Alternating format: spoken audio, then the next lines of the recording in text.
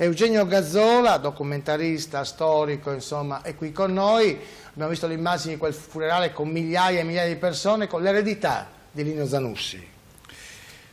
Sì, Lino Zanussi è stato un uomo straordinario che ha trasformato una piccola città di provincia nella capitale mondiale dell'elettrodomestico, sottolineo mondiale. Qual è la sua eredità? Si distribuisce almeno su 3 piani. Il primo è quello dell'industria che è sopravvissuta alle varie metamorfosi partite da quei tempi. Noi abbiamo 1000 imprese manifatturiere in provincia, 650 di queste sono sopra il milione di euro di fatturato, abbiamo metà dell'intera occupazione provinciale che è nelle fabbriche, abbiamo che 3/4 della ricchezza che consumiamo ogni anno viene fuori dal mondo delle imprese.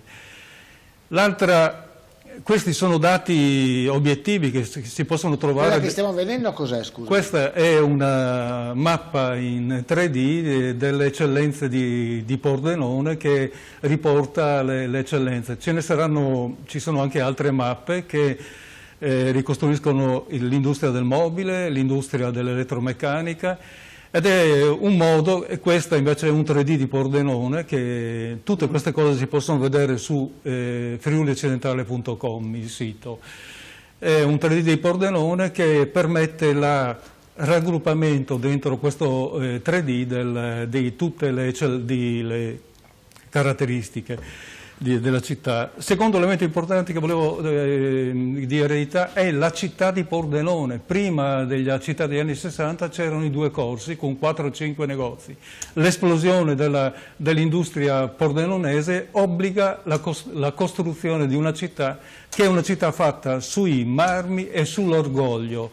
Solo dopo qualche decennio viene abbandonata da... Bene.